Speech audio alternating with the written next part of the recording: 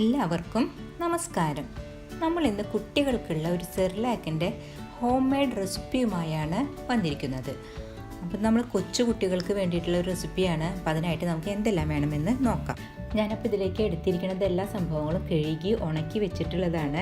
അപ്പോൾ നമുക്ക് ആദ്യമായിട്ട് ഇതിലേക്ക് എടുക്കേണ്ടത് കഞ്ഞിപ്പുല്ല് അഥവാ കോറ. ഇതൊരു 1/4 കപ്പാണ് ഞാൻ എടുത്തു വെച്ചിരിക്കുന്നത്.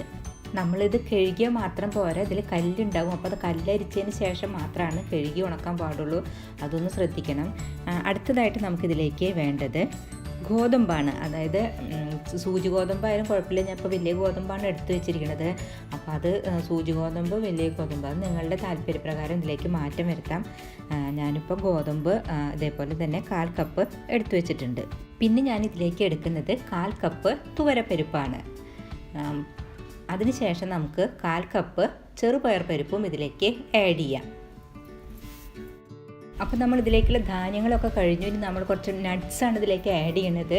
അത് ഓപ്ഷനിലാണ്, താല്പര്യം ഉണ്ടെങ്കിൽ ചെയ്താൽ മതി. ഞാൻ ഇതിലേക്ക് ഇപ്പോൾ ബദാം പരിപ്പാണ് ആഡ് ചെയ്യണത്. ബദാം തൊലി കളഞ്ഞിട്ട് വേണം നമ്മൾ ആഡ് ചെയ്യണത്, അല്ലെങ്കിൽ കുട്ടികൾക്ക് അതിൻ്റെ തൊലി അത്ര നല്ലതല്ല. അപ്പോൾ അതുകൊണ്ട് ഞാൻ ബദാം വെള്ളത്തിൽ കുതിർത്തി അതിലത്തെ തൊലിയൊക്കെ കളഞ്ഞ് കഴുകി വെച്ചിട്ടുള്ളതാണ്. അടുത്തതിലേക്ക് ഞാൻ സ്വല്പം അണ്ടിപ്പരിപ്പ് ആഡ് ചെയ്യുന്നുണ്ട്. അതിനുശേഷം സ്വല്പം പിസ്തയും ആഡ് ചെയ്യുന്നുണ്ട്. ഇതെല്ലാം ഞാൻ കഴുകി ഉണക്കി വെച്ചിട്ടുള്ളതാണ്. അടുത്തതായിട്ട് നമുക്കിതിലേക്ക് വേണ്ടത് കൽക്കണ്ടാണ്.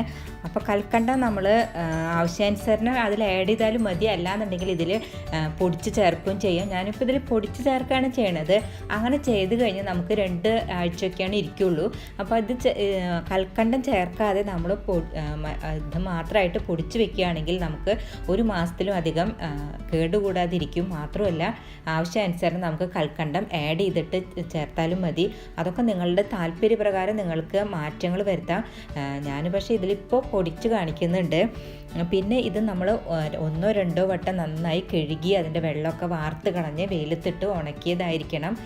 പിന്നെ ഇതിലേക്ക് നമുക്ക് വേണമെങ്കിൽ അരി ചേർക്കാവുന്നതാണ്. അപ്പം ഞാനിപ്പോൾ ചേർക്കാത്ത എന്താണെന്ന് വെച്ചാൽ, ചില കുട്ടികൾക്ക് 6 മാസമൊക്കെ കഴിഞ്ഞിട്ട് അല്ലെങ്കിൽ 1 വയസ്സൊക്കെ കഴിഞ്ഞിട്ടാണ് അമ്പലത്തിൽ പോയി ചോറൊക്കെ കൊടുത്തതിന് ശേഷം അരിയാഹാരം കൊടുക്കുള്ളൂ. അതുകൊണ്ടാണ് ഞാനിപ്പോൾ ഇതിലേക്ക് ചേർക്കാത്തത്. അതല്ല, നിങ്ങൾക്ക് അരി ചേർക്കണം എന്നുണ്ടെങ്കിൽ ഇതിൻ്റെ കൂടെ വറുത്ത് പൊടിക്കാവുന്നതാണ്. മാത്രമല്ല ഇതൊരു 3 മാസം മുതൽ ഒരു 12 മാസം വരെയുള്ള കുട്ടികൾക്ക് കൊടുക്കാൻ പറ്റിയൊരു ഇതാണ്. ഇതിൻ്റെ കൂടെ സ്വല്പം മഞ്ഞളും കൂടെ ആഡ് ചെയ്തിട്ട് കൊടുക്കുകയാണെന്നുണ്ടെങ്കിൽ ഒത്തിരി നല്ലതാണ്. അപ്പം നമുക്കിത് നന്നായിട്ടൊന്ന് വറുത്തെടുക്കണം.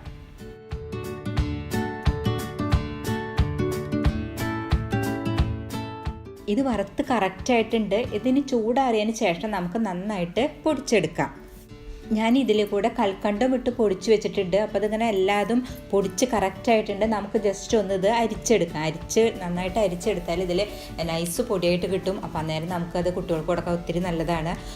നമുക്ക് ഇതിന് മുന്നേ നമ്മൾ ഹോർലിക്സ് ബൂസ്റ്റിൻ്റെ ഒക്കെ വീഡിയോ ചെയ്തിരുന്നു. അതിലിതൊക്കെ വറക്കണത് വിശദമായി ഞാൻ കാണിക്കുന്നുണ്ട്. പലരും അത് കണ്ടിട്ടില്ല എന്ന് മനസ്സിലായിട്ടുണ്ട്. ദയവായി കാണാത്തവർ അത് കാണണം, ട്രൈ ചെയ്യണം. നമ്മളിതിവിടെ അരിച്ച് കറക്റ്റാക്കി വെച്ചിട്ടുണ്ട്. ഇത് കൽക്കണ്ടം ചേർത്തിട്ടാണെങ്കിൽ 2 ആഴ്ച ഇരിക്കും. അതല്ല അതിലും കൂടുതൽ ഇരിക്കണമെന്നുണ്ടെങ്കിൽ കൽക്കണ്ടം ചേർക്കാതെ പൊടിച്ചു കഴിഞ്ഞാൽ നിങ്ങൾക്ക് 1 മാസത്തിലധികം ഇത് ഇരിക്കുന്നതാണ്. ഇനി നിങ്ങൾക്ക് ഇതിലേക്ക് അരി ചേർക്കണം എന്നുണ്ടെങ്കിൽ ഒരു 1/4 കപ്പ് അരി ഇതിലേക്ക് ആഡ് ചെയ്തിട്ട് നന്നായിട്ട് വറുത്ത് ഇതിൻ്റെ കൂടെ തന്നെ പൊടിച്ചാലും മതി.